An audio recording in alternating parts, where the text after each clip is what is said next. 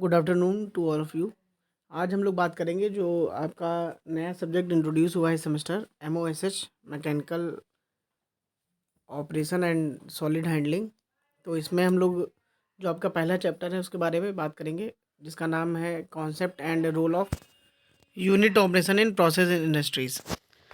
तो इसमें हम लोग जानेंगे कि आखिर क्या है। जैसे आपका जब MIM पढ़ा रहे थे तो आपको ध्यान होगा कि उसमें बताया था, काफ़ी इम्पोर्टेंट टॉपिक था वो, कि importance of MIM in chemical industry. तो एज सेम एज यहाँ पे भी इन्होंने जो पहला चैप्टर दिया है, क्या दिया है कि concept and role of unit operation in process industries, कि आखिर जो आपका यूनिट ऑपरेशन है उसका किसी भी प्रोसेस इंडस्ट्रीज़ में क्या महत्व है, ठीक है, या उसका क्या रोल है उसकी ग्रोथ में, किसी भी प्रोसेस इंडस्ट्रीज़ की ग्रोथ में किसी भी यूनिट ऑपरेशन का क्या रोल है, क्या वो भूमिका अदा करता है। इसके बारे में हम लोग जानने की कोशिश करेंगे और इसको समझेंगे। तो देखिए, पहले तो आप ये समझिए कि जो आपका यूनिट ऑपरेशन है और यूनिट प्रोसेस है, तो ये इन दोनों में क्या डिफरेंस है। तो देखिए क्या है कि जो यूनिट प्रोसेस होता है वो आपका यूनिट ऑपरेशंस से मिल के बना होता है, ठीक है। तो क्या है कि यूनिट ऑपरेशन में हम लोग क्या करेंगे कि नॉर्मली जैसे अगर कोई बड़े आकार का आपके पास कोई पार्टिकल है, तो सॉलिड पार्टिकल है, उसको हम लोग क्या करेंगे, छोटे छोटे उसके साइज़ में परिवर्तन हम लोग कर सकते हैं या उसके आकार में परिवर्तन कर सकते हैं। परंतु क्या होगा, वो जो पार्टिकल है आपका वो केमिकली चेंज नहीं होगा, ठीक है। तो मतलब क्या होगा कि जो आपका यूनिट ऑपरेशन है ये, इसमें क्या होगा, जब भी हम लोग इसका प्रयोग करेंगे तो जो हमारा कोई भी रॉ मटेरियल है या पदार्थ है वो केमिकली चेंज नहीं होगा इसमें, ठीक है। वो जो है केमिकली चेंज नहीं होगा। वो यूनिट ऑपरेशन की मदद से जब भी हम लोग करेंगे तो जो आपका पदार्थ है वो फिजिकली चेंज होगा। कैसा? फिजिकली, ठीक। और प्रोसेस यूनिट प्रोसेस में क्या होगा कि जो आपका पदार्थ है वो केमिकली चेंज हो जाता है। फिजिकली तो होगा ही होगा क्योंकि वो यूनिट ऑपरेशन से मिलकर बना हुआ है ना, परंतु इसमें केमिकल चेंजेस भी आ जाते हैं। तो बेसिक डिफरेंस डिफरेंस ये है, या ये कह दिया जाए, पहले तो हम समझेंगे कि जो केमिकल इंजीनियर है वो, उसका क्या रोल होता है किसी भी प्रोसेस इंडस्ट्रीज़ में। तो देखिए क्या है कि एक इंजीनियर को प्रोसेस इंडस्ट्रीज़ में प्रयोग होने वाली सभी प्रकार की मशीनों को परिभाषित तथा ऑपरेट करने योग्य होना चाहिए। इसका मतलब क्या हुआ कि यदि मान लिया आप इंजीनियर हैं और किसी इंडस्ट्रीज़ में हैं, तो आपका ये वहाँ पे ये रोल है कि जितने भी वहाँ पे छोटी-छोटी मशीनें हैं या बड़ी मशीनें, जैसी भी मशीनें हैं, उनको आप सही तरीके से परिभाषित कर लें। आपको उनके बारे में भली-भाँति जानना चाहिए कि वो किस कार्य के लिए वहाँ पे हैं, और आप उनको सही तरीके से जो है ऑपरेट कर लें। आपके अंदर ये एबिलिटी होनी चाहिए। तो पहले तो ये रोल तो है केमिकल इंजीनियर का। फिर हम लोग बात करेंगे कि यूनिट ऑपरेशन क्या होता है और इसका क्या रोल है किसी भी प्रोसेस इंडस्ट्रीज़ को ग्रो करने में। तो देखिए क्या है कि जो यूनिट ऑपरेशन है आपका, जो इसका सिद्धांत है वो क्या है, पूरी तरह से डिफाइंड और वेल अंडरस्टूड नियमों पर आधारित है। मतलब क्या है कि मैंने जैसे बताया आपको कि आपका जो यूनिट ऑपरेशन है उसमें क्या है कि वो फिजिक्स और मैकेनिक्स के नियमों पर आधारित है। मतलब क्या होगा, इसके द्वारा हम लोग केमिकल परिवर्तन नहीं करते हैं, इसके द्वारा हम लोग फिजिकल परिवर्तन ही करते हैं। तो यदि हम फिजिकल परिवर्तन ही करते हैं तो सिंपल सी बात है कि ये किसी ना किसी सिद्धांत पे कार्य करेगा, ठीक है, या एक वेल डिफाइंड जो पहले से नियम है उन्हीं पे आधारित रहेगा। तो क्या है कि यूनिट ऑपरेशन जो है ये आपका एक पूर्व निर्धारित नियमों पर आधारित है, और हम लोग अच्छी तरीके से इसको समझ सकते हैं।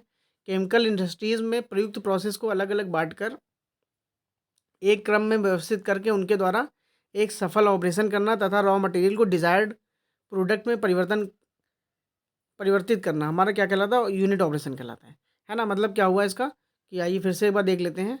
ये देखिए कि यूनिट ऑपरेशन का सिद्धांत पूरी तरह से डिफाइंड और वेल अंडरस्टूड नियमों पर आधारित है। केमिकल इंडस्ट्रीज़ में प्रयुक्त प्रोसेस को अलग अलग बांट कर, ये लाइन 2 बार हो गई, इसको काट दीजिएगा, एक क्रम में व्यवस्थित करके उनके द्वारा एक सफल ऑपरेशन करना और रॉ मटेरियल को डिजायर्ड प्रोडक्ट में परिवर्तित करना यूनिट ऑपरेशन कहलाता है, ठीक है। तो आपका यूनिट ऑपरेशन अगर कोई पूछता है क्या है, तो आप यही बताएंगे कि किसी भी केमिकल इंडस्ट्रीज़ में जो प्रोसेस हैं आपके, उनको एक वेल डिफाइंड मैनर में हम लोगों ने अलग अलग कर लिया। फिर उसके बाद उन ऑपरेशंस को करके जो है एक नया प्रोडक्ट बनाना, जो कि हम लोग चाहते हैं, इच्छित प्रोडक्ट बनाना, है ना। उसमें वो सारी क्वालिटी हो जो कि रिक्वायरमेंट में है आपकी, उसके द्वारा उनको परिवर्तित करना, वो क्या हमारा क्या कहलाएगा, यूनिट ऑपरेशन कहलाएगा। फिर देखिए क्या है कि यूनिट ऑपरेशन का प्रयोग करके हम लोग पार्टिकल का फिजिकल चेंज किया जाता है। मतलब मैंने इससे पहले भी आपको बताया कि यूनिट ऑपरेशन की अगर बात करेंगे तो हम लोग क्या कर रहे होंगे, फिजिकल चेंज कर रहे होंगे उसमें, उसका साइज छोटा कर रहे होंगे, या हो सकता है कि उसको उसकी गैसियस जो अवस्था है उसको लिक्विड में बदल रहे हो, या उसका फेज चेंज हो रहा हो, लेकिन क्या होगा कि वो केमिकली चेंज नहीं होगा। ठीक है, वो उसको फिजिकली चेंज करे जाएगा, और तथा इसमें कोई भी नया प्रोडक्ट नहीं बनता है। ठीक है, तो यूनिट ऑपरेशन में कोई भी नया प्रोडक्ट नहीं बनेगा। जैसे मान लीजिए पंप है आपका, अब आप पंप आपका जब वर्क करेगा तो होगा क्या कि पंप आप चाहे मैकेनिकल प्रोसेस के लिए यूज़ करें, चाहे केमिकल प्रोसेस के लिए यूज़ करें, या किसी पानी को आप एक जगह से दूसरी जगह पहुंचा रहे हो, जो पंप है उसका जो बेसिक प्रिंसिपल है वो उसी सिद्धांत पे कार्य करेगा। ठीक है, तो यही मतलब इसका कहने का है कि जो यूनिट ऑपरेशन है, तो पंप जो है आपका वो यूनिट ऑपरेशन में चला जाएगा। तो यूनिट ऑपरेशन में कभी भी फिजिकली चेंज होगा, मतलब कभी भी केमिकल चेंज नहीं होगा। ठीक है, और यूनिट ऑपरेशन को एक वेल डिफाइंड मैनर में चला के, और जो पूर्व निर्धारित नियम है उसमें हम लोग रन करा के एक अपना जो प्रोडक्ट है जो हमको चाहिए वो हम लोग प्राप्त करते हैं। ठीक है, और इसमें कोई भी नया प्रोडक्ट नहीं बनेगा। जैसे यूनिट ऑपरेशन की बात करी जाए क्या है, तो हीट ट्रांसफ़र हो गया, फिल्ट्रेशन हो गया, अन्य जो कई मेथड हैं वो आपके यूनिट ऑपरेशन के अंतर्गत आएंगे। फिर देखिए इसमें क्या लिखा हुआ है कि जो आपका यूनिट ऑपरेशन है वो क्या है, यूनिट ऑपरेशन यूनिट प्रोसेस में पदार्थ में रासायनिक परिवर्तन होता है। ठीक है, तथा यूनिट ऑपरेशन में पदार्थ में भौतिक परिवर्तन होता है, तथा यूनिट ऑपरेशन फिजिकल अथवा मैकेनिकल फोर्सेस पर बेस होता है। तो देखिए यहाँ पे ये बताने की कोशिश करी गई कि अगर हम लोग बात करेंगे यूनिट प्रोसेस की, तो उसमें क्या है कि कोई भी यूनिट है जब वो प्रोसेस के अंतर्गत आएगी तो उसमें क्या हो सकता है, रासायनिक परिवर्तन भी हो रहा हो। परंतु अगर हम लोग यूनिट ऑपरेशन की बात करेंगे तो हम लोग सिर्फ और सिर्फ पदार्थ के भौतिक परिवर्तन की बात करेंगे, और जो है यूनिट ऑपरेशन आपका किस पे बेस होता है, फिजिकल और मैकेनिकल फोर्सेस आदि पर बेस होता है। तो ये आपका यूनिट प्रोसेस और यूनिट ऑपरेशन में जो अंतर है वो भी है। फिर जो आपका एक इम्पॉर्टेंट हेडिंग है कि role of unit operation in industries, जो आपकी केमिकल इंडस्ट्रीज़ या प्रोसेस इंडस्ट्रीज़ है इसमें जो आपका यूनिट ऑपरेशन इसका क्या क्या रोल है, तो आइए इसके बारे में देखेंगे।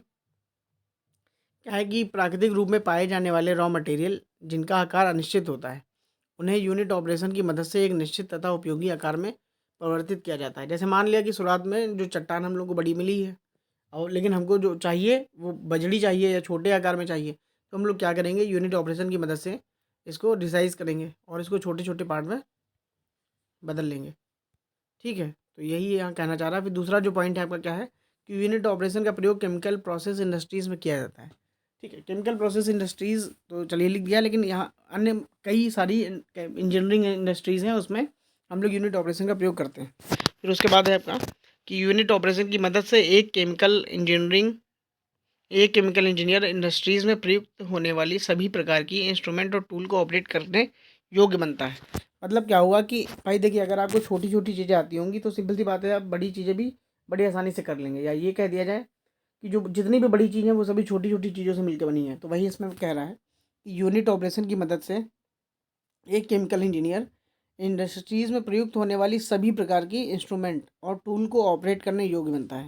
मतलब आपको जितना अच्छा यूनिट ऑपरेशन पे पकड़ होगी उतने ही आप अच्छे इंजीनियर कहलाएंगे। फिर इसके बाद आइए हम लोग देखते हैं क्या है कि यूनिट ऑपरेशन किसी भी उत्पाद व इक्विपमेंट की डिज़ाइन व एफिशिएंसी में सुधार करने में सहायक होता है।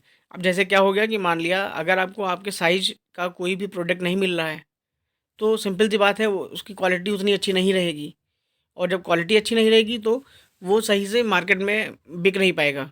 ठीक है, तो और यूनिट अगर आप उस पर यूनिट ऑपरेशन अप्लाई कर देंगे तो होगा क्या कि आपको जिस शेप में चाहिए और जो जो क्वालिटी उसमें आपको चाहिए वो सारी क्वालिटी मिल जाएंगी, और एफिशिएंसी भी आपको अच्छी प्राप्त होगी, और जो डिज़ाइन है वो भी अच्छी प्राप्त होगी। वही है यहाँ पे कहना चाह रहा है। फिर उसके बाद जो नेक्स्ट पॉइंट है हमारा कि यूनिट ऑपरेशन के द्वारा किसी भी प्रोडक्ट की क्वालिटी को रिक्वायरमेंट के हिसाब से बदला जा सकता है।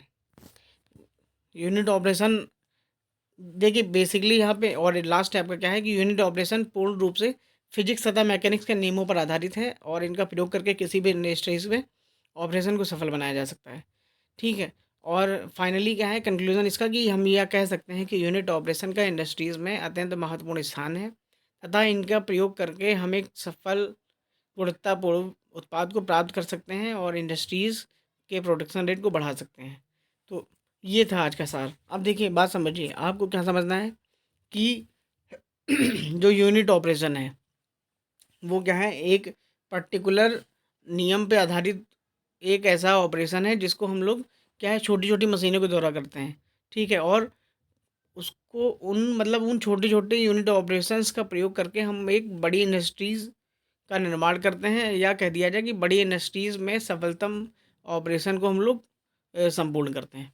ठीक है। तो ये आपका जो पहला चैप्टर था बहुत ही छोटा है और इसमें ज़्यादा नहीं है कुछ, सिर्फ एक यही इसमें यूनिट हेडिंग थी, the role of unit operation in process industries. तो आप इसको एक काम करिएगा, ज़्यादा मोटी कॉपी मत बनाइएगा, लगभग वही 25-30 रुपए के आसपास वाली जो भी है उसको बना के आराम से इसको नोट कर लेते जाइएगा। और मेरी कोशिश रहेगी कि इसको जूम पे भी एक बार मैं क्लास ले लूँगा, इसको समझिएगा, और अगर कोई इश्यू आता है तो फिर आप जूम पे संपर्क करके उस पे ज्वाइन हो जाइएगा, फिर वहाँ पे आप अपनी बातें रख सकते हैं। धन्यवाद।